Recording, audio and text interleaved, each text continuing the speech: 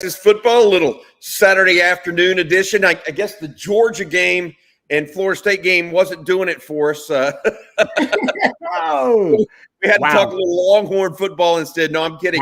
Wow. We had some news to pass on today.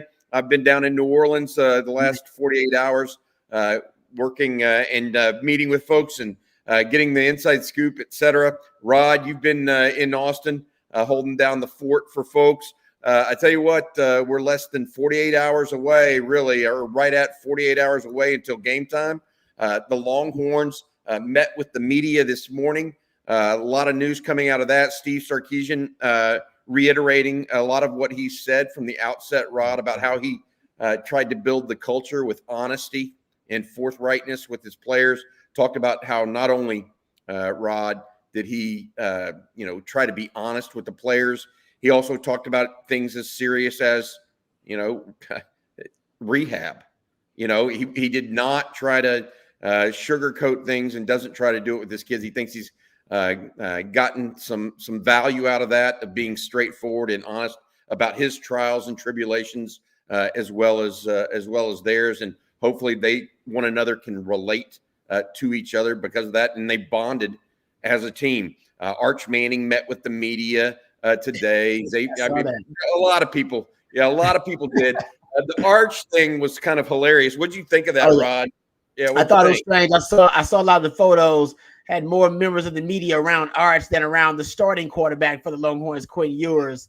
Just shows you about the hype. And we experienced that once before when he got into the game, in the Tech game, and that Tech game had a lot of great moments, a lot of spectacular, kind of eye-popping, mind-blowing moments when the crowd went wild. They had the drone show, all that kind of stuff, and the crowd was never as loud as they were that entire game as when they saw Arch march out on the field instead of Malik, because Malik was dealing with the injury. So yeah, the fans love him, the media loves him. You know what I mean? He's what more do you have to say about that? I mean, he's a darling. He did say I'm just a football player. I'm just a college football player. I know he wants to believe that, and I'm sure the Mannings want to believe that, but the members of the media and the fans don't really believe that. He's a celebrity quarterback, whether he likes it or not. Hey, Rod, just to keep folks in on this, one of the reasons we're doing this today is because our CJ Vogel is down in Orlando right now, and he joins us from the All-American practices, the Under Armour game. CJ, it sounds like you got some news out there from the Under Armour game. Colin Simmons still nursing an injury. Yeah, not suited up tonight. A little bit of a sprained ankle he suffered out at the state championship game a couple of weeks ago, so nothing too major. Obviously, an early enrollee, should be completely healthy, and I think it's a positive that's what he's looking forward to, is getting ready to be on campus fully healthy and functional by the time that he arrives January 14th. So no Colin Simmons, but man, 6 other guys out here. A lot of excitement right now. Daniel Cruz, Jared Gibson on the offensive side of the ball. A trio of defensive backs, Xavier Phil-Sami, Jordan Johnson-Rubel, Kobe Black, and also Xena Umeozulu as well. So, man, a lot of Longhorn representation out here. Hey, Ryan Williams, you caught up with him as well. The talented wide receiver out of Alabama that reclassified to 2024. Give folks an update on exactly what he told you and his recruitment in general, because I think you got a little bit extra out of him that maybe some other people didn't. Yeah, no, he was fun to talk to. Ryan Williams is the reclassified 2025 to 2024 wide receiver out of Saraland, where current 2025 quarterback KJ Lacey is committed to Alabama at the moment. Texas is pursuing. And he will have 3 official visits at the end of the month. He will have Alabama on the 20th. Texas will be the 27th of January. And then Auburn, to finish it off, will be February 3rd. He will be signing February 9th, which is, I believe, his birthday. So a little bit of a fun wrinkle there for the reclassified star. He spoke very highly of Steve Sarkisian. It's one of those things where a kid from Alabama, with ties to the state and the universities in the state of Alabama, very rarely do you see them depart. He loves Steve Sarkisian and his offense. He calls Steve Sarkisian a offensive mastermind. He was looking ahead at just how well Xavier Worthy and A.D. Mitchell have been used during their tenure in Austin, and that's something that he could certainly see himself being a part of. Obviously, Texas has to knock out that official visit whenever he gets to campus in Austin January 27th for Texas to have a real shot there. But it sure says a lot that he is considering the Longhorns in the position that they're in right now at the college football playoff. Walking into a position where he can compete and win right away is something that he is a big fan of. And it's a testament to Sarkisian and what they've been able to do so far in year 3. Hey, I got to say this: we've been watching Georgia on the tube today. They're just demolishing Florida State. I know you haven't been able to see it, but Rod and I've been watching it. It came out today that Florida wasn't the team that made a late run at Jarrett Gibson. It was actually Georgia. The Georgia Bulldogs made a late run at Jarrett Gibson. What's the skinny on that, CJ? Hey, I've yet to sit down and talk with Jarrett. He's been he was a late arrival, which, funny because he's right down the road here in Florida. But I did get to see him warm up just now.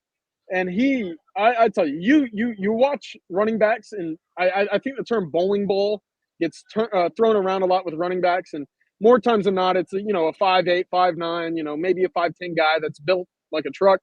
He's built like a truck, but I wouldn't classify him as that because you still see the movement and the fluidity that isn't necessarily my only move is to go through you as a running back. And I think that's something that's really unique. I was watching him catch passes earlier on Routes on Air, and it looks so seamless and smooth for him.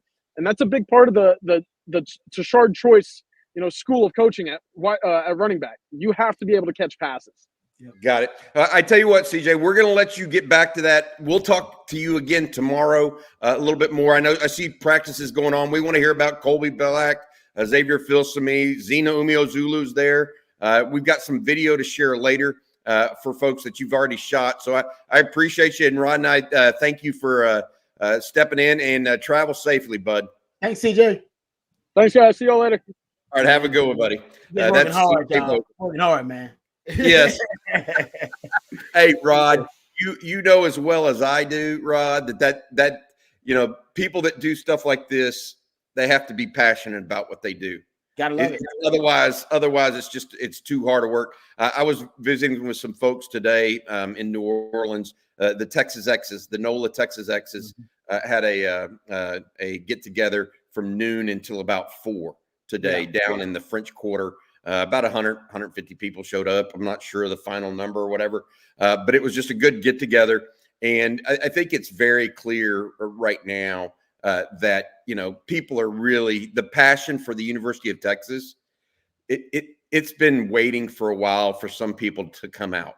The last 10, 15, you know what I mean? We've talked about this over and over.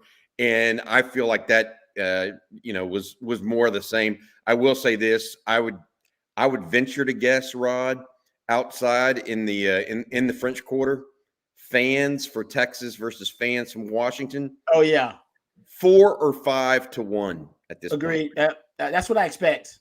Yeah, that's what you're getting right now. I mean, it looks like Texas fans came and made a longer weekend of it, even though Washington's coming from further away. If you think about it, right?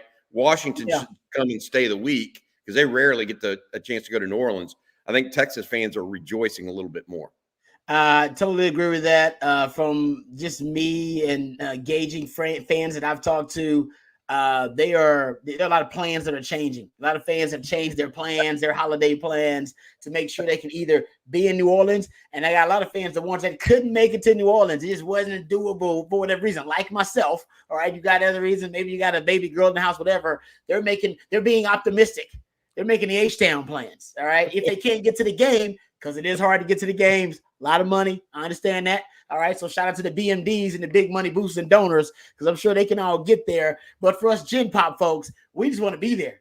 I got a lot of friends that now I'm just going there. I ain't got to wait to the game just yet. I'm working on that. If I don't get it, great, but I want to be around family. I want to be around the Longhorn Nation during this special time because it is special. It feels special. And we've had this feeling before. It was about probably 15 years ago. All right? But the Longhorn fans are accustomed to this feeling. They know how it feels. They know when it's real. They know when it's substantive. They know when it could be the beginning of something special potentially. And I think they got all those feels. Longhorn fans got all those feels right now. And they should. They should. Because I'm telling you right now, as a guy who knows ball, there's substance to this thing. Sark's done a great job. His staff has done a great job. They deserve it. And by the way, they're ahead of schedule. This is like the Rangers. I mean, Rangers fans were excited this year winning the World Series. You guys know y'all supposed to win it this year. Y'all were ahead of schedule. Y'all kind of, you took that leap late in the year when nobody, even some fans that I know, some Rangers fans, didn't think they were going to take that leap.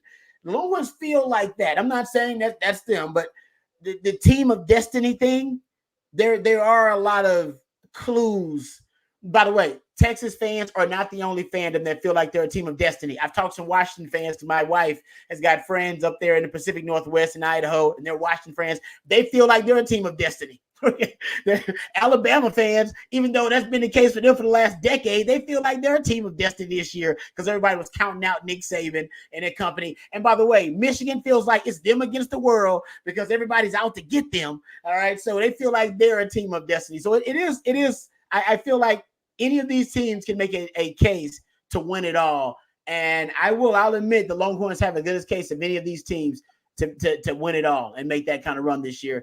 I don't think we were having that conversation to start the season, so it's fun to be there now. Hey, I got to write this. I completely agree. And I'll tell you what, at that party I was at today, that Texas Exes get together in the French Quarter, I woke up the McKay Lone Wolf. I woke up this morning blasting the eyes of Texas. Hey, Rod, we played them all today. We played them all. We had a little Texas fight going. You know how it is. It was a fun time, man. It was really a fun time down there. A lot of stuff going on. Great, a lot of people wanting to talk about the College Football Playoff Committee and them feeling vindicated. Here's from Kelly Hyden. CFP should feel vindicated for sure after being attacked by FSU supporters. Look, I mean, Georgia just is. It's not even. You can't say this is one or two players. No, like it's so thorough. They can't stay with them on defense. And I think Florida State only had 2 opt-outs on defense. So they were going to score 35 to 40 no matter what. And Florida State couldn't have hung with them. I mean, This is Georgia's unofficial case, though, right? Georgia's want to make their unofficial case. And not only should they have been one of the teams, that when it's all said and done, people will go, man, Georgia might have been able to beat any of these teams. They want to make that case. And you know what? I'm not going to lie. The largest halftime lead in the history of the Orange Bowl. And I haven't looked at the score lately. I left it. So I don't know where the hell they are right now. But they are making a case. It's a strong one. It's a strong case that Georgia potentially could beat at least one of these damn teams. We know that. They could. I don't know which one. They could. Yeah. Hey, this is somebody mentioned this early in this chat, and I got to be honest. I just looked, and it's now 50. It's now 56 to 3. Oh, so they let up off of there. They let up a little bit. Then they let up. I facetiously posted in the chat. I said, is Georgia going to punt today? That was the question. I mean, and somebody wrote back, the over/under is 0.5 punts. That's how this is going. So the idea of the Texas-Colorado game, Texas famously winning that game in the Big 12 championship, 70-3 in Houston. Yeah, on the way to the national championship there. They are very, very in tune. Bobby, it shows though about Kirby Smart as a coach. Remember, we even heard this when Texas beat Georgia in the Sugar Bowl. Oh, if the SEC teams, if they were on the verge of playing for a national title and then they got left out somehow, they lose all motivation. They don't have incentive. They just don't have inspiration for those games. They really don't even care about games other than the championship caliber games, college football playoff games. I'm glad Kirby Smart's smashing that narrative. It's like, no, man. We play a game, we represent, we play to a standard. We don't play the competition. When we roll out there on the field, we play to a standard. You can't do it every game. Obviously, that's why they got that one loss to Bama. But I'm glad they're shattering that narrative. Now, they care. Hell yeah, they care. Why wouldn't you? Yep, I completely agree. Yeah. I just feel like you mentioned this yesterday in the live stream, and I want to go back to it because I circled it, in my notebook, not your notebook. But you had said that the difference between where Texas was middle of the year and maybe earlier in the year compared to where they've been the last 2 games, the difference is pretty easily stated. They played to the level of their competition earlier in the year. Yep. And then they played to their own standard later in the year. That really, I think, resonated with me, Rod. And I saw some of the comments, and I've talked to some people. I think that's what's happened. I think that you've kind of hit the nail on the head there.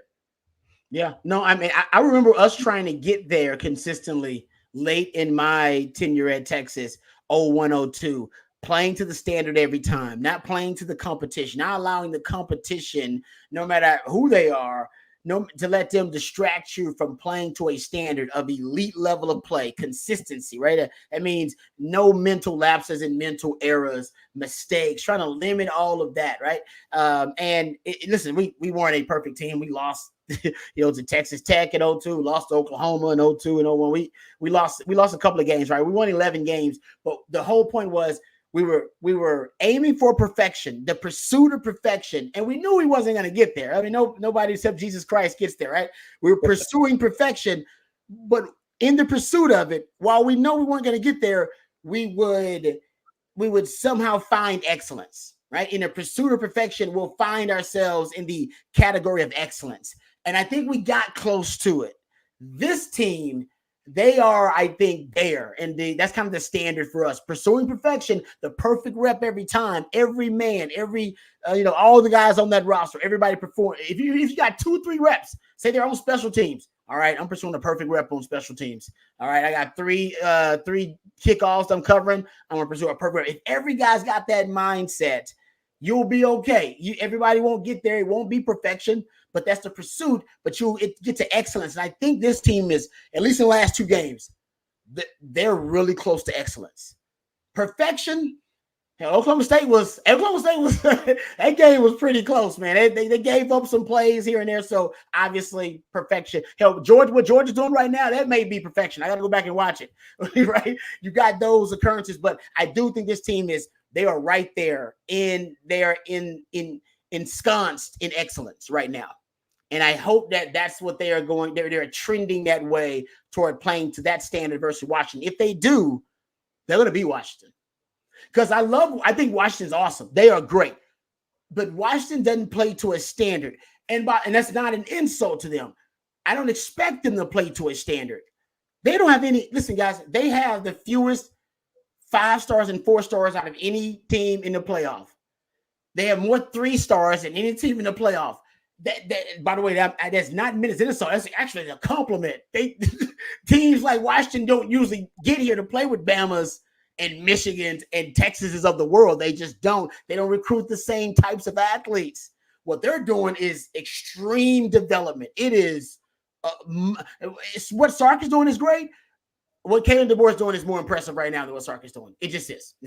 Sark's got 5 stars and 4. His blue chip ratio is right up there with Michigan and Bama's. Washington's ain't even close. So I think their standard is just lower. When they do play to standard, it's a lower standard than the other teams that are in the playoff. And I think they've had clutch play, and they got dogs on that team, man. They got in select position. They got guys who are going to be first-round picks. I think they got 3 of them right now that I count. They're going to be first-round picks. And it may be 4. I think Brandon Trice is going to be one. I think Roma Dunze is going to be one. I think Michael Penix is going to be one. And Texas got some. How many Texas got right now? 1? Not going this year. I don't know that Sweat. It'd be Sweat, Mitchell, and Worthy. Sweat sit. Sweat right now. You're right. Sweat's in there. Kevin Banks in the future, of course. But right now, Sweat seems to be. So that's what I'm saying. They got some dogs on there, man. They really do. But I do think if Texas plays to their standard, Texas will beat Washington. Even if Washington plays to their standard, both teams playing at the height of their capability, I do think Texas wins the game. Texas is capable of more.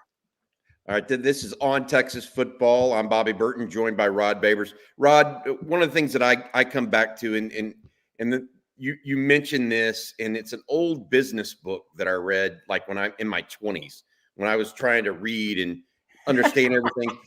Seriously, this is a very there's an old book called "Good is the Enemy of Great." That's awesome. Good is the enemy of great. And they talked about it all the time. People can just skate by being good. But to be great, it takes an additional level of sacrifice that may go beyond just feeling easy and making things easy on yourself. Right? And that is maybe the hardest thing for a coach or a program like Texas, where, frankly, they have all the accoutrements. You know, they have all the extra stuff at Texas. You get all the accolades. You get all the pats on the back. Taking that step from being good, 8-5, 9-4, 10-3, I mean, whatever the number, to go to 12-1, that takes an extra step. And that's what we've seen this year that I think all of us have been extremely impressed with for the Longhorns. All right, we're going to get to some questions and thoughts and whatnot. Somebody asked me, look at this. Can't wait for Brennan's. That's from Sandman. That's where I ate last night. Hold up. So what'd you get? What'd you get? Give me. I got the gumbo and I got the trout almondine. Ooh. And then me and the person I was having dinner with, we got the bananas Foster. And if you don't know that, if you guys don't know this, a lot of people have heard of the dessert bananas Foster. It was actually invented at Brennan's in 1951 in New Orleans. What? Yes. That's a real thing, dude. So yeah, if you get a chance, unbelievable. That's I wish I was there. That makes me wish I was there even more. That's missing just great food. Oh man, that's awesome. Oh man, I tried a drink called a Sazerac. I'd never had it before. It is like really boozy. Ooh. Do you know what was in it? Booze. I'm thinking some kind of whiskey. In New Orleans, when someone drinks something, they have no idea what's in it. It's like, you know what? I'm in New Orleans. Give it to me. Hey, they said this is our most popular, and I said, okay, I'll take it. Yeah. When in Rome. Hey, we had a couple of questions here. KD35, I'm the best. Arkansas star linebacker Jaheim Thomas is in the portal. Do you think Texas goes after him, especially losing a guy like Ford to the NFL? I do not think that a linebacker is in the cards for Texas at this point. That's what I've been told. And now defensive line, interior defensive tackle, absolutely in the cards if they can find the right guy. Wide receiver, absolutely in the cards. Possible safety in the cards. There are some positions out there that they may look to continue to add because they see Makuba as a nickel. They've lost 3 safeties, okay? And even though you're bringing in Phil Sami, you're bringing in Jordan Johnson-Rubel, they're going to start off at nickel. And so you got to cross-train Jelani McDonald. You got to see where Warren Roberson fits. I'm being told that a safety is a possibility, a defensive tackle is a possibility, and a wide receiver is a possibility. Tight end is an entirely separate discussion until they know for sure that JT Sanders. Is it the linebacker thing? Do they just feel good because was it the previous recruiting class they recruited was it multiple linebackers in that class or Bender? You see them bringing Bender potentially coming back, and then they just like Mo Blackwell there. Mo Blackwell at linebacker too. Is it because they just like half? Do not forget about Leonga Lafau. Okay. Yeah. Okay. So here's I'm gonna give you all you remember how I want to say this. This is I haven't shared this with anybody before, but I want to give you a sense of what kind of guy Leonga Lafau is. Okay. Rob. And this is a story that was relayed to me it's been about a month ago. You know how Roshan Johnson and Bijan Robinson used to stay behind and clean up the locker room after people were getting dirty. Yeah. They would throwing stuff. I mean, they're just careless with it. I mean, some guys. Okay, yeah. Leonga Lafau does that now as a true freshman. Stays after, does a little extra cleanup. Yeah. He's going to be a leader of the team eventually. Now, I don't know if it's going to be. I don't know if his time is next year. Right? It wasn't as a sophomore for Roshan Johnson either. No. Yeah. Right. But just keep that guy's name in mind. I think he's headed down that path from everything I hear from behind the scenes. Football character, man. Character. Yes, exactly. You can't coach that. That's something that comes from upbringing. That's something he brought with him. That's character you bring with you to the squad, and it spreads.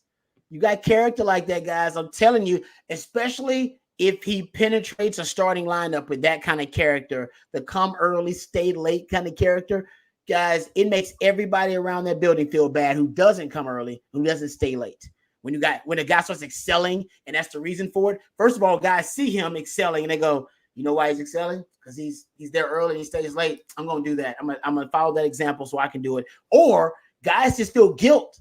Damn, man, that guy's putting in work. I gotta start putting in a little bit more work. I'm not putting in enough work. That's just self-evaluation when you watch your peers do more than you. Those guys, those are high achievers over there. They got that kind of accountability. You got to have multiple guys around there like that. I'm glad they do. I'm glad they're recruiting guys like that, man. Hey, Todd Lacey is asking a question. Texas is wearing white. Texas is wearing white. They're in the icy whites. Stormtroopers, Rod calls. Baby. Yeah, they go. Yeah. Is it, man? I love the Stormtroopers. I know only Oklahoma. Is it Oklahoma that plays like the Star Wars Evil Empire anthem when Texas comes out on the field? I always wanted to steal that and just play it on the road for ourselves, man. Because it's fitting we come out in the Stormtroopers, man. It's fitting, man. I know they eventually lose and all that. I'm just saying, it's pretty cool. I have a question for you.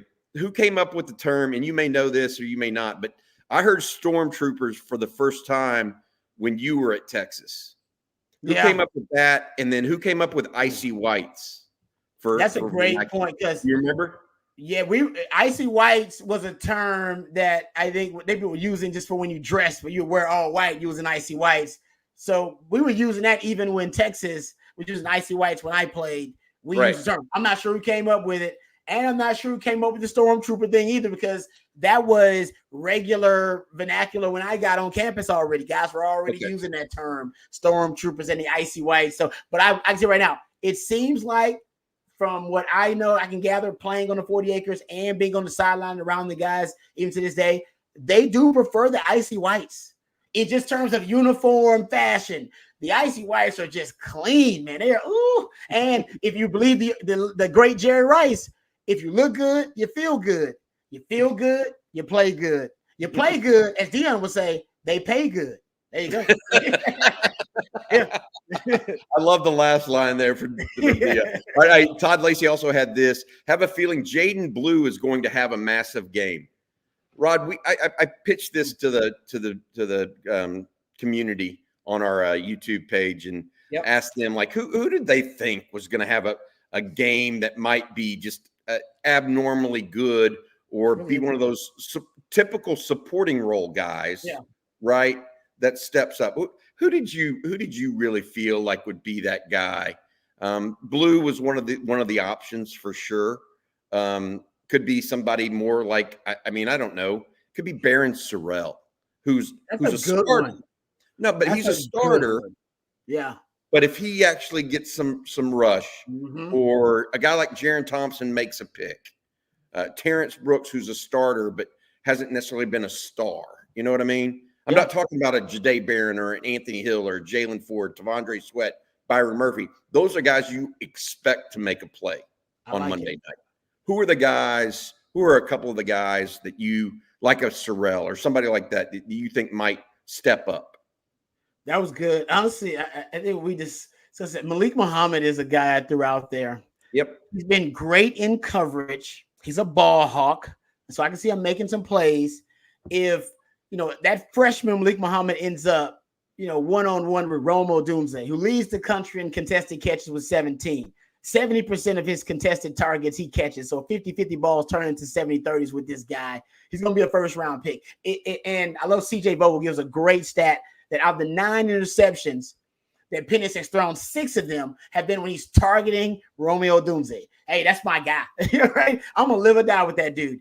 I could see a scenario he's locked up on a true freshman on this first-round wide receiver, and they, as they process the defense, they figure out, man, basically Texas playing man-to-man. Even if they're in quarters, we can arrange it formationally where he's in man-to-man against this guy, and then Malik Muhammad's got to win.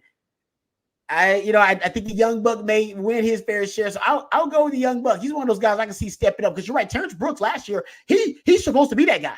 He had 2 PBUs last year. One of them should have been a pick 6. Y'all all remember it. It was an outcut. Penix threw it to his guy on the money, and it was honestly elite coverage. It might have that perfect rep I just described. Terrence Brooks had a perfect rep in that game, and it should have been rewarded with a pick 6 to the house. So that's what Bobby's talking about, that these guys who could have stepped up and made the play of the game. and make those kind of plays. He actually had 2 PBUs in that game, so he actually had a really good game there. So I could see Malik Muhammad having that kind of game, but maybe he catches the pick this time, and maybe he goes to the house. So he's one of those guys I'd throw out there as a kind of a hidden gem to step up. Someone else, considering what all the attention's going to be, Sark is good for this kind of stuff. I wouldn't be doubted there's a Gunnar Helm play in there where he's going 12 personnel and nobody, I repeat, nobody is paying attention to Gunnar Helm in 12 personnel. A.D. Mitchell, X-Man, and J.T. Sanders are your guys. I could see him with delayed release, a start, block, and go. Delayed release, maybe something similar to what they did with that. They do kind of a drag and go. You've seen they did that before. I could see Gunnar Helm having 2 or 3 big plays in the game, just because, first of all, you can't devote resources to stop him because you got too many other guys to worry about. And honestly, you forget about Gunnar Helm. And why wouldn't you? I mean, there's a lot of other things to distract you and worry about. So much like a Jaden Blues, not necessarily a starter, but you can see them making huge plays in this game just because Washington will be preoccupied with other players and other big-time playmakers. You got to find somebody's got to step up. Yep. Who it is, I hope multiple ones do. Right? You hope it's like almost like an Oklahoma State where multiple players made plays. Keelan Robinson, for example, made a big run. You know what I mean? There were Keaton Crawford. You didn't expect him to come up with an interception against Oklahoma State. That was huge. Right? That was an athletic pick too. Pick. Yeah, absolutely. We have some more questions we're going to get to. I'm going to get this, and I'm going to say this right now. Okay, so can you speak on the status of Worthy? This is Catch the Wave. I'm not going to talk about injury. I mean, I mentioned what I did yesterday because it was reported on local news. Okay, here in New Orleans, we are 48 hours out now. I have heard things, and I know what's going on. I'm not saying anything for the next 48 hours about injuries. So this is Catch the Wave asking, can you speak on the status of Worthy? Officially, he's 100%. Officially. Okay? That's all I can say right now, and all I'm willing to say, and that's going to be it. And there other injuries, etc. No more injury talk for 48 hours. There's a moratorium on that for me. Yeah. So, well, just because, I know people don't want to believe it, but listen, coaches look for every advantage they can get. And when people are good at their jobs, like Bobby is good at his job, all right, a lot of folks involved with own Texas football are good at their jobs. I know he sounds crazy, but coaches will look at anything to gain advantage. And there's an injury update because of an insider report. They will find it. I was just looking. Matter of fact, we can bring it up one day because it's so great. Do you remember I believe it was the second Super Bowl between the Cowboys and the Bills? Jimmy Johnson talks about seeing B-roll footage from a news station that basically he was watching and he saw the Bills practicing a shovel pass. He goes to his defensive coordinator, Butch Davis, and says, Butch, do you remember Buffalo running a shovel pass? And Butch says, nope. I'll go check it out. I'll go confirm it, but not off the top of my head. I don't remember. I watched a lot of film. He comes back and tells Jimmy, they ain't run a shovel pass all year long, man. They have not. It's not in their repertoire. And Jimmy goes, okay. Tendency breaker. They're breaking out the shovel pass. They ran it 3 or 4 times, got 0 gains or lost yardage running it, and there was a forced fumble on that shovel pass that the Cowboys recovered. I know people don't want to admit it, but Bobby's savvy about that kind of stuff. If it's possible that some coach, some assistant, some grad assistant, he's deep diving, rabbit holing, we don't want to be a part of that, giving advantage to the other side. That's basically what Bobby's saying now. That kind of stuff is real, man. It's real. I 100% know it's real. It is real. I've seen and heard it before, and it is what it is. I'm moving forward, and I'm not going to say anything more at this point. That's right. That's what needs to be said. All right, hey Rod, what do you think? This is a good one from Country Boy. Country Boy, look at the spelling on that one. Hey, I like that. Rod, what do you think about Texas playing or showing 5-man fronts, knowing Washington would like to double Sweat and or Murphy, forcing one-on-ones? What do you think about a 5-man front, kind of a bear front? Oh, it's not a bad idea at all. Honestly, it's not a bad idea. It depends on what down you want to do it on, right? We're talking about downs. If you get them in predictable passing situations, which I think Texas will do, I think they'll get to the point where they'll stop the run. And I think Washington still wants to have balance. So you'll see extensions of the running game, which may be the screen game. They had a lot of screens last season. You'll see them have the short, kind of quick screen game to the wide receivers on the perimeter. I could see them going with, some reverses or ending arounds. But if Texas stops the traditional run game, hands off to the running back, and then you can get a lead and force Washington to have to try to operate from a deficit, I would definitely love to see that. To like you said, manufacture the one-on-ones, and then, and I know, listen, Anthony Hill, I think a guy like Anthony Hill on the outside, these tackles are really good, by the way. The tackles Washington are really good. Fautanu has allowed 2 sacks. He's a third-team All-American. Roger Rosengarten is the right tackle. He's allowed 0 sacks all year. He's really good. Both of those guys are really good. All right. But I will say one-on-one, your athlete against their athlete, these guys think they'll play on Sundays. There's still a chance you can win. I mean, I've seen Anthony Hill win against Alabama. I've seen him win against Oklahoma. I've seen him. So if he can win against Alabama and Oklahoma, I know they're the Joe Moore Award-winning offensive line. But that's the guy, if you put him in space, operating on an island, one-on-one with a tackle in a predictable passing situation, you can manufacture that circumstance and that situation. There's a good chance he could win. And even if he can't win, if you can just occupy him in the line, there's a good chance somebody on that line is going to win if they got a double team Murphy and double team Sweat, or they got to put 3 guys against your 2. All right, take their 3 interior linemen to stop your 2. You still manufacture one-on-ones, or you could bring second level pressure. So I'm all about blitzing, honestly, and bringing extra guys against Penix. I think they should do it as much as possible. I like your idea about the bare front, putting 5. If they're showing 5, let them see it, and let them adjust to it, and then seeing which one of your guys has the one-on-one and being able to win that way, especially if it's against their right guard. They're both I believe that both of the guards are 5th-year juniors. It's Kalepo, and I forget the name of the other right guard. That's, I think, where you can actually win a little bit is that right guard position. The center, Brailsford, he actually done a really good job in pass protection. I know he's a redshirt freshman. He actually I think he's an asset in pass protection. I believe their liability in pass protection is kind of like Texas. It's right guard. That's where I think you want to go. So I would double down on interior pressure. I would blitz from the second level, but I'd blitz inside.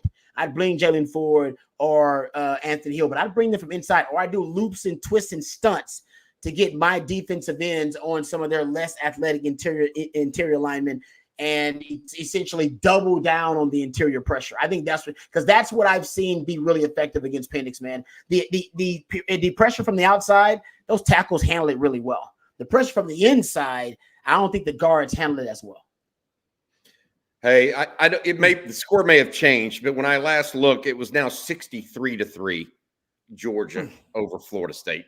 Britt Rasco, the Appaloosa horse for FSU, is in the portal too. Look, I want to say this, Rod.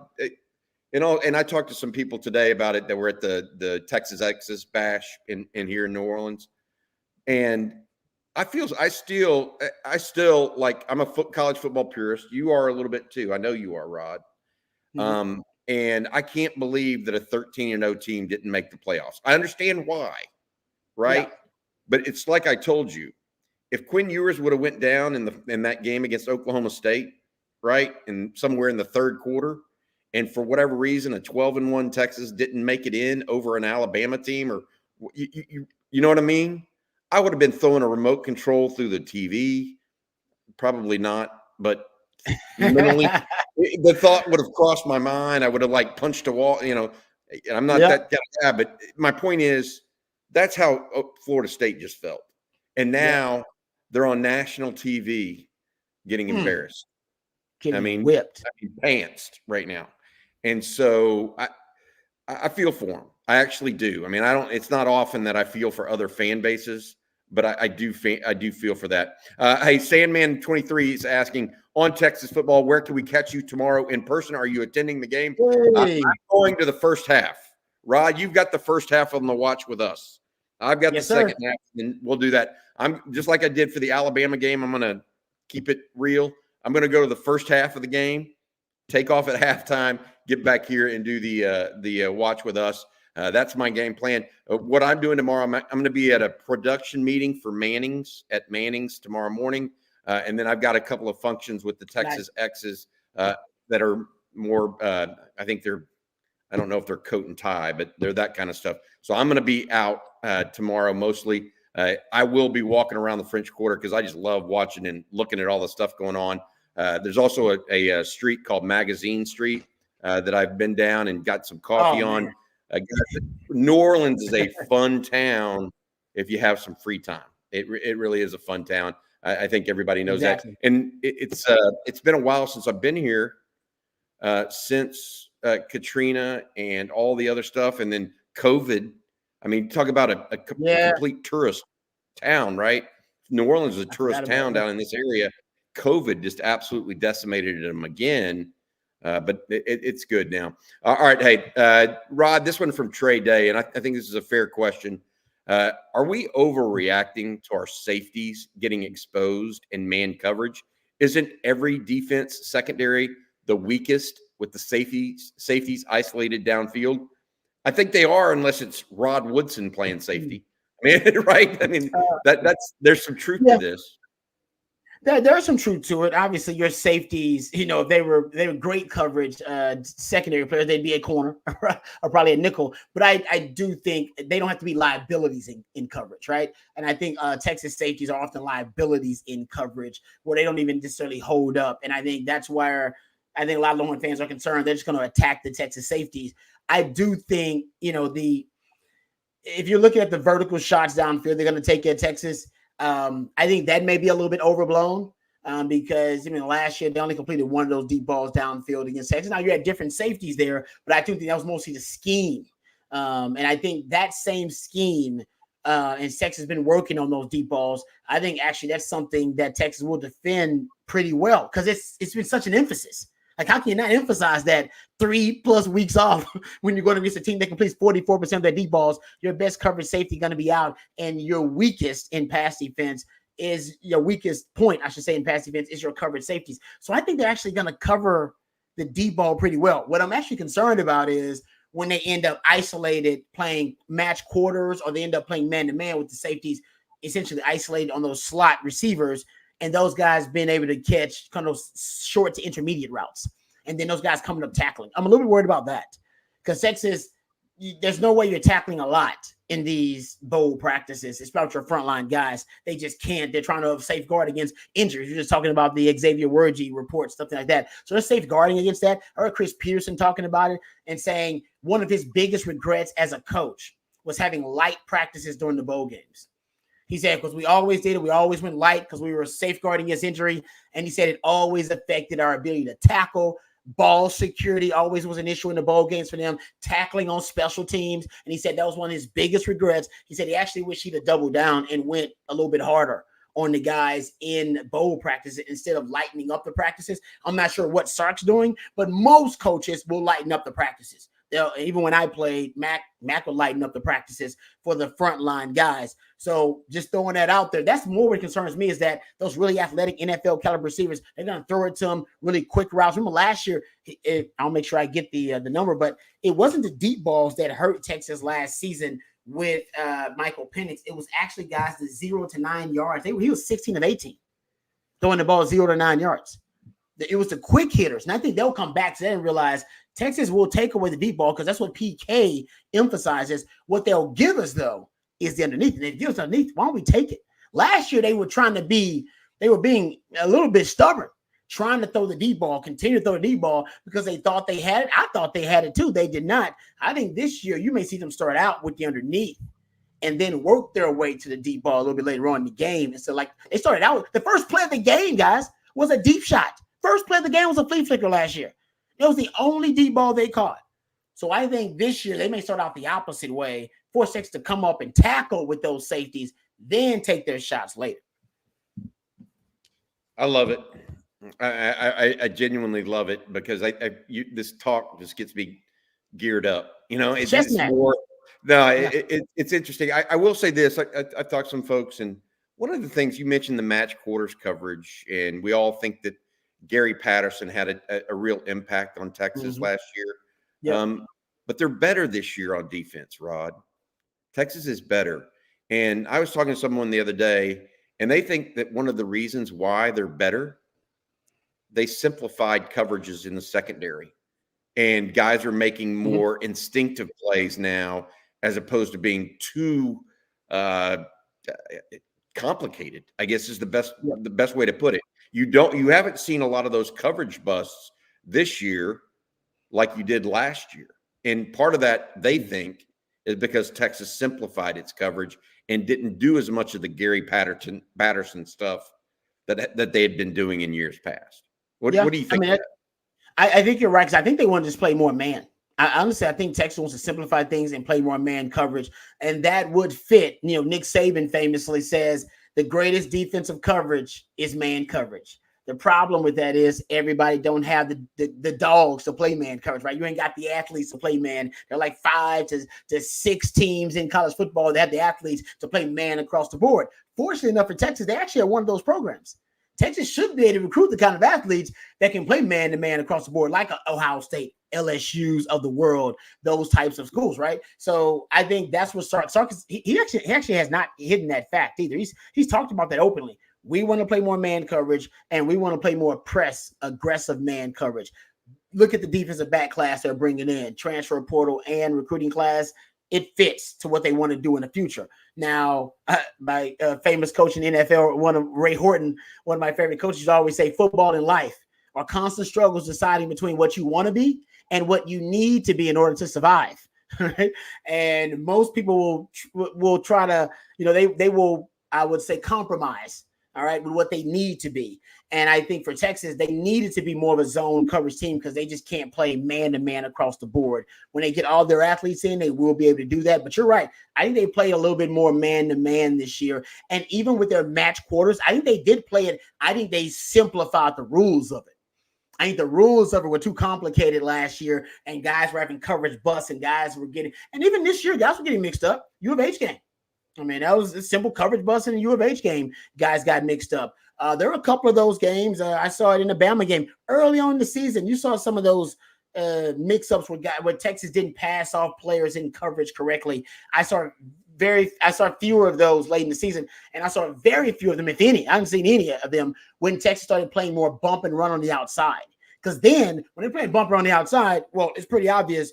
Even if they're playing quarters coverage, they're isolating their corners on the outside, saying, well, you guys are in man coverage. You guys are matched up. We're going to zone the inside of this thing pretty much, but you guys are isolated. And even when you end up with a one receiver on the outside, you're playing quarters coverage, or say you're playing any type of zone, that ends up being man coverage. A lot of these zone coverage, they deteriorate to man coverage anyway, either by formation or either once the route concepts break down and they declare themselves. So it ends up being you having to play sticky coverage either way. Against Washington, though, because they run a lot of clustered groups of receivers, bunch formations. They love a lot of inside breaking routes, condensed formations, compressed sets. You'll see Texas have to play a little bit of zone. They force you to. And Coach Shipley was talking about that. That's why Coach Shipley said he loves to run a lot of bunch sets and condensed formation, but he hates defending them because they force you into playing some type of zone. Because you have to pass off those receivers in coverage so you don't get bumped or you get rubbed or picked. And if that's the case, as long as the receivers are savvy enough and the quarterback is savvy enough, and Washington has that, they will find the little pockets, the little holes, all right, in your little voids in your zone. And that's what they did last year. That's why they converted 56% of their third and fourth downs. But Bobby, He averaged, his lowest yards per attempt in the last 2 years, less than a 60% completion percentage. He wasn't going vertically down the field with any of these shots. He had his longest incompletion streak of the season last season against Texas in that first half. They were trying to go downfield and they couldn't. What they could find, though, were those small pockets in the quick passing game, especially on third and fourth down. That's what Texas got to play some more suffocating, aggressive coverage. And when they do that, will Washington take them deep? That's my question. And I know they will, but will they be able to convert when they do that? I've got to say this. I was watching, you talk about those bunch sets, and I was watching ESPN this morning, and Joey Galloway, former NFL receiver for the Cowboys. Cowboys come on in about 30 minutes here. I know a lot of Cowboy fans are Longhorn fans and vice versa. But he was talking about, Galloway was talking about the trip sets, to your point, where Washington loves to do that. They absolutely make hay doing that. And all three of them are tough to tackle. All three of them are big. All three of them can essentially run well enough. They're not necessarily the fat. Adunze is different, but they're not necessarily the fastest altogether. But putting them in that 3-trip side, it looks, I mean, he's like, look, this is almost unguardable. Exactly. These kind of guys. And so I bet that if you're watching this game as a fan and as an astute fan, you'll see some of that on Monday that you'll recognize and go, that's what Rod's been talking about. And that's what Joey Galloway. I mean, it's just one of those things. All right, I want to get through some quick questions that I can get to quickly that people have asked. Game time 3-1, 6-1. Is Keaton Crawford coming back? As of right now, I do not believe that's expected. Either, I mean, it's possible he could try to go pro and be a special teamer, or he could even enter the portal and get an extra year. I don't know, but I'm waiting to hear final words on not just a guy like Keaton Crawford, but a dozen other guys, right? Benda, JT Sanders. We know Mitchell and Worthy and those guys are expected to go pro. What about Jonathan Brooks? That's big, man. Right. I mean, and so there's some guys like that. That's going to be I think that after Texas gets finished with either this week, or the next 2 weeks, whatever it is, there's going to be a run of news about things exactly like that. And we'll get more clarity. All of us will. Britt Rasco asks, is Peyton Kirkland still the heir apparent to Kelvin Banks? That answer is no right now.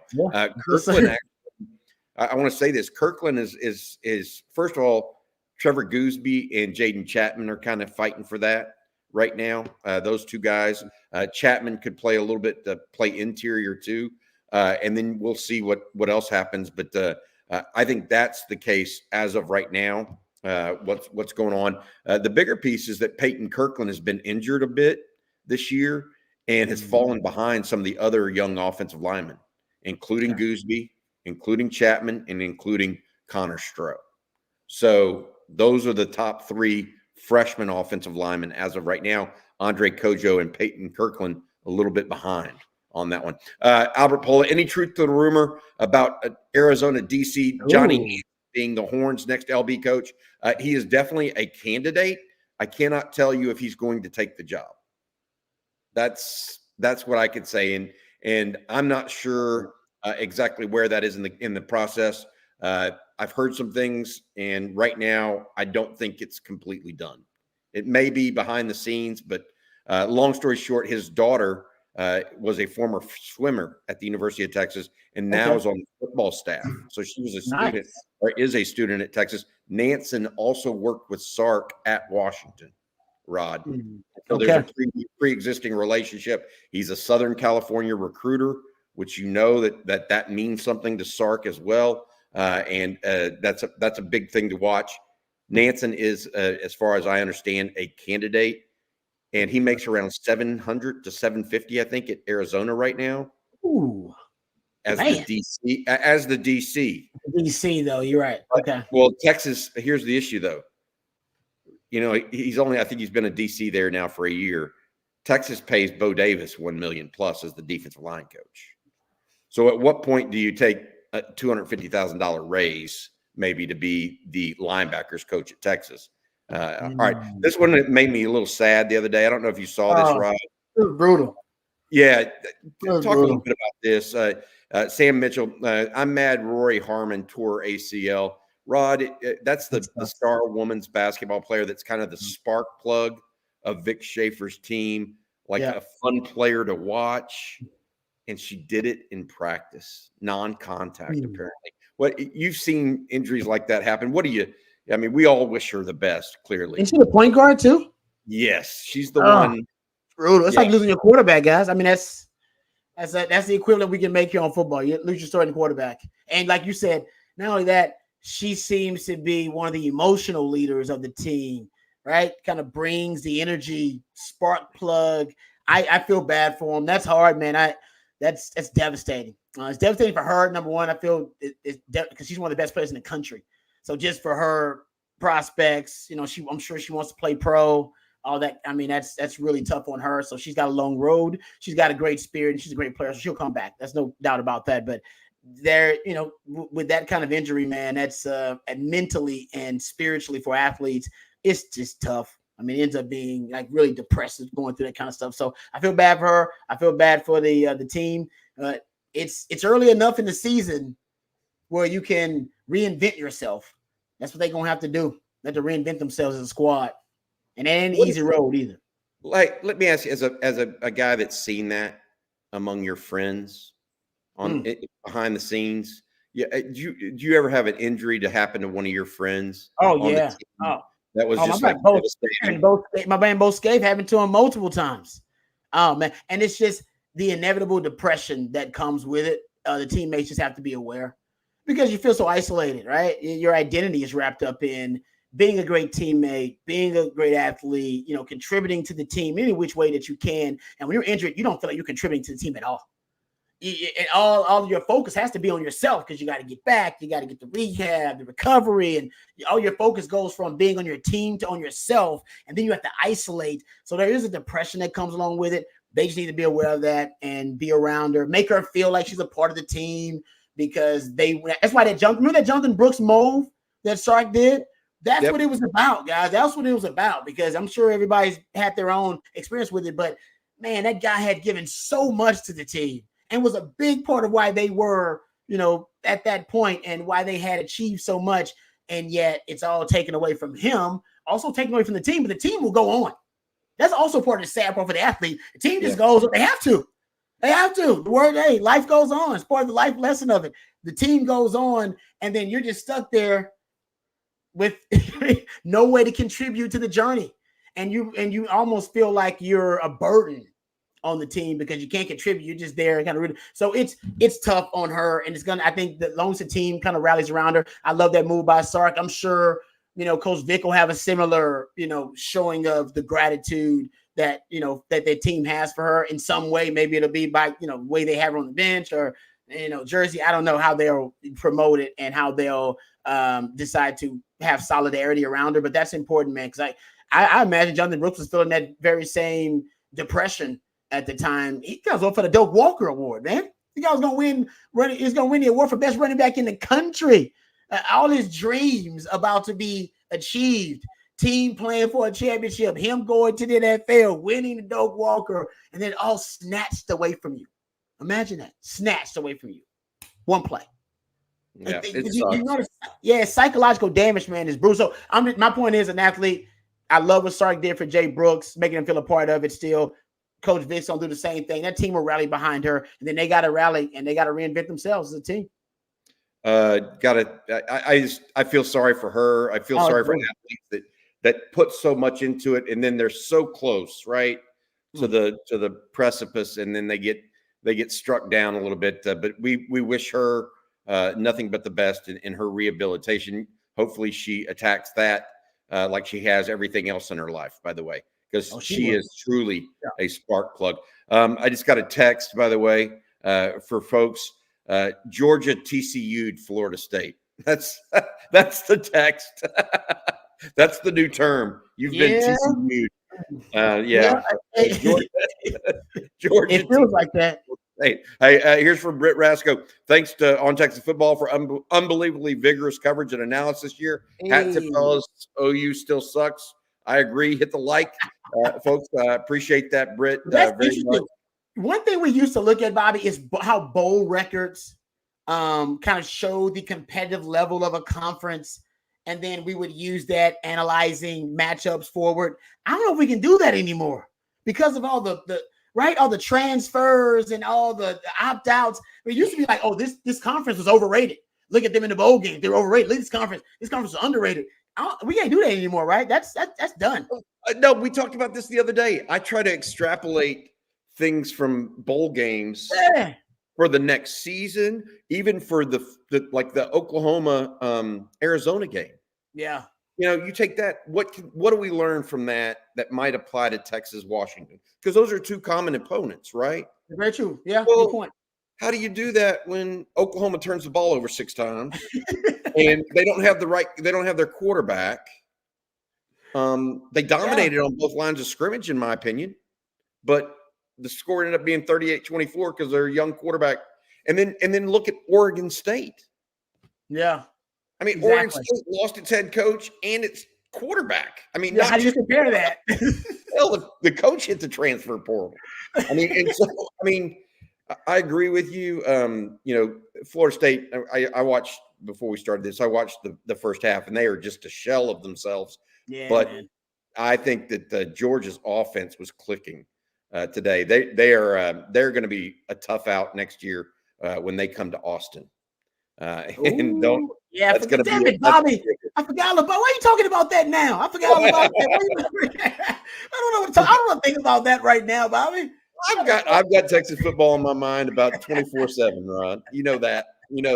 Hey, Rod, this one's from Kurt Barnett. Hopefully we don't bail out and allow Washington to run crossing routes instead of walling off the inside.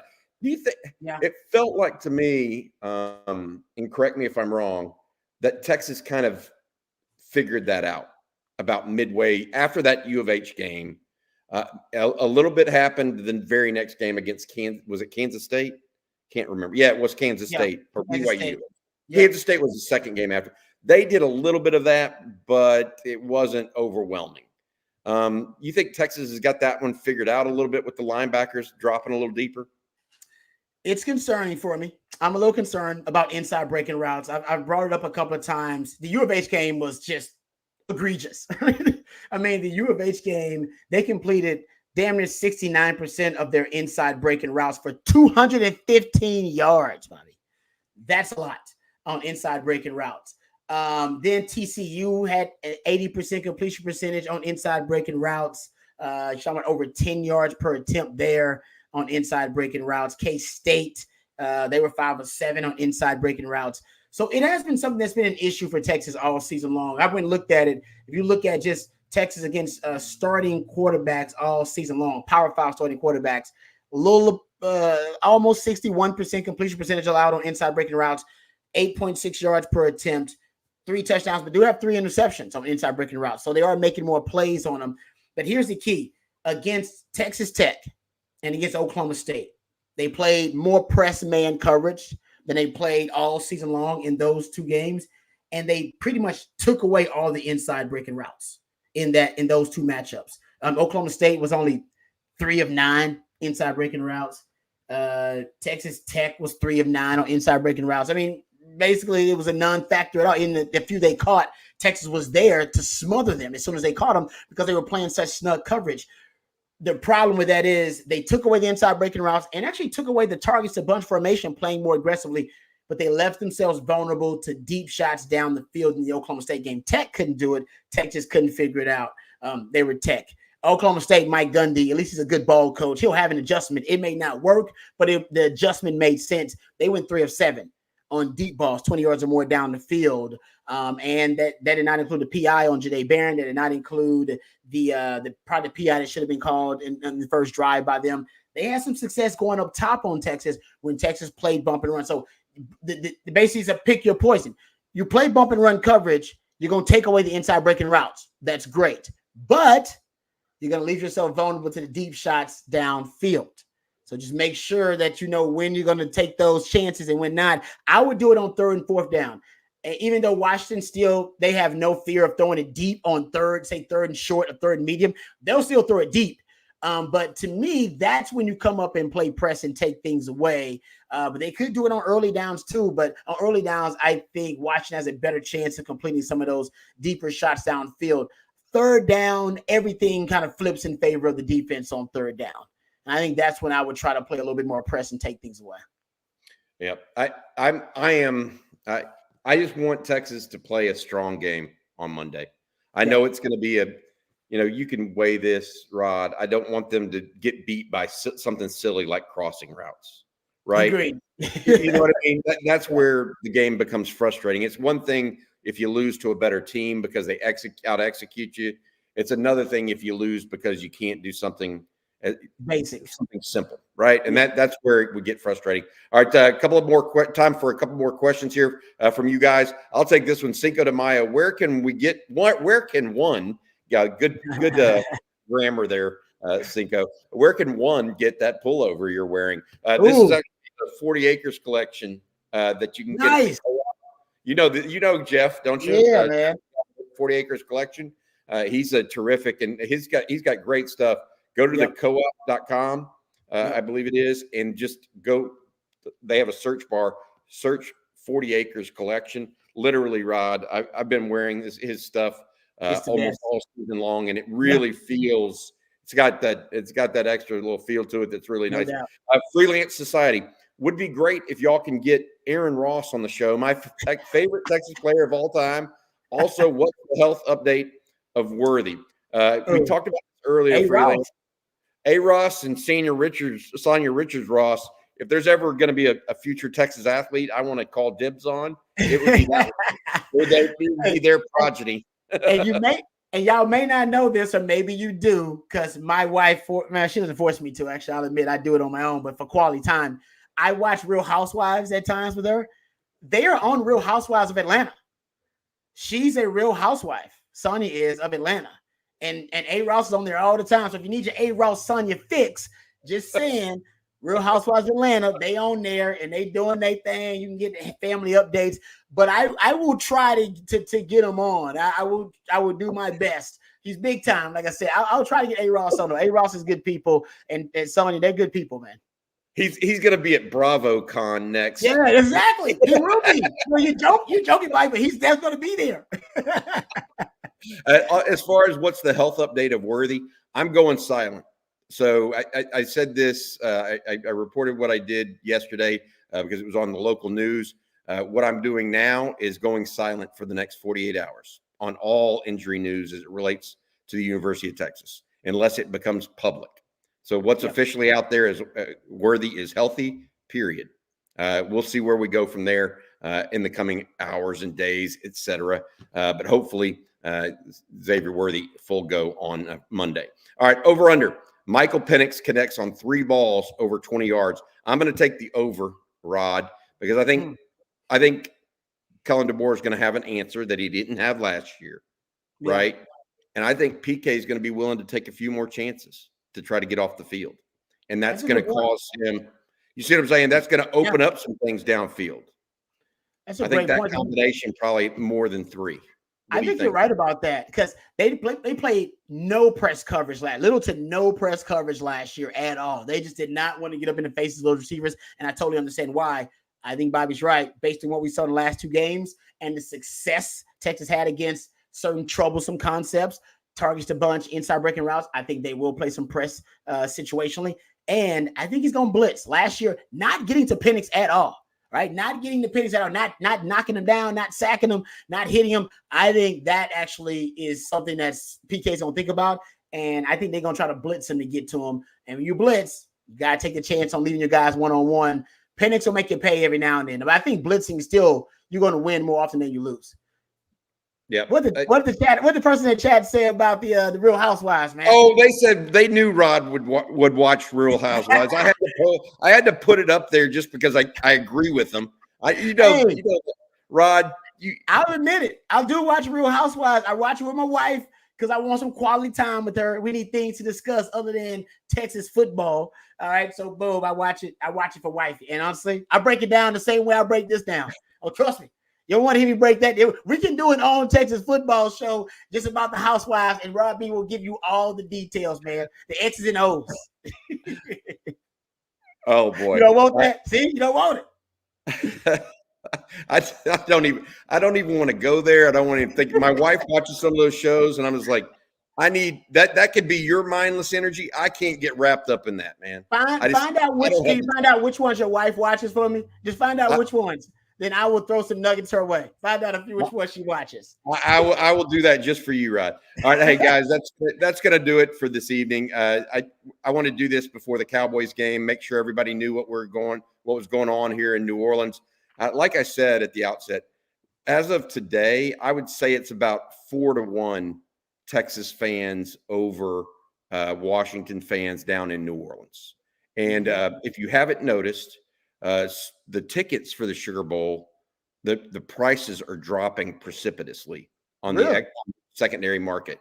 Yeah. And so be aware of that. I think the Washington fans just aren't traveling as much, perhaps, as they thought they might. They may be waiting to go to Houston. So let's send them back. Let's send them back to Seattle with the right adjustment and the right mindset, I guess, is the right. I gotta check them. I gotta check straight flights from Washington to New Orleans, and obviously there might be some from Washington to Houston. I'm pretty sure, right? Yes, from, like, there's a bunch. I've flown Seattle to Houston many times. I have not flown, like, there's probably more direct flights from Seattle to Honolulu than there is Seattle to New Orleans. There you go. That might have something to do with it too. Yeah. Yeah. So we'll see what happens there. But that's something that we talked about. Arch Manning met with the media today. He was the darling of media day today. Steve Sarkisian met with the media as well. Talked about a lot of different things. But the thing that hit me to encapsulate what I said earlier is just how true to himself he is, Rod, with culture and talking about his hard times and where he came from, how he grew up, how he ended up in rehab, and then how he tried to rebuild his life from there. I thought that was very honest and sincere, and it was just a good listen. We posted it on the channel. Yeah. It's courageous. It really is. CJ Vogel, if you didn't get a chance to see us early, he was down in Under Armour at the Under Armour All-American game. He was at practice, gave us a live report. Colin Simmons will not be playing in the Under Armour game next week. He's out because of the Duncanville, because he got injured an ankle in the Duncanville State Championship win. So he's just going to take time and heal it. The other 6 players there will be playing. Early look, he said he really liked the look of Jarek Gibson, the running back out of Ocala, Florida, by way of Bradenton in IMG Academy. All right, that's going to do it for this evening. Guys, we appreciate y'all. Thanks very much. I'll be, by the way, somebody's asking in the chat where I'll be tomorrow. I've got some official functions to do on Monday, though. Don't forget to stop by Manning's down there. There's a free area, I think, that's around the corner that people, look, I hope we have 2,000 to 3,000 Texas fans there tomorrow, because that's what it sounds like it's going to be. It should be a lot of fun for everybody. All right, Rod. I'll see you probably again tomorrow. We're going to talk a little with Coach Shipley and give our predictions for the game. That should be a big little fun thing that we do for a roundtable. For Rod Babers, I'm Bobby Burton, and this has been On Texas Football. Hook 'em. Hook 'em. 49 hours away, Rod. 49 hours away from Cook. Let's go.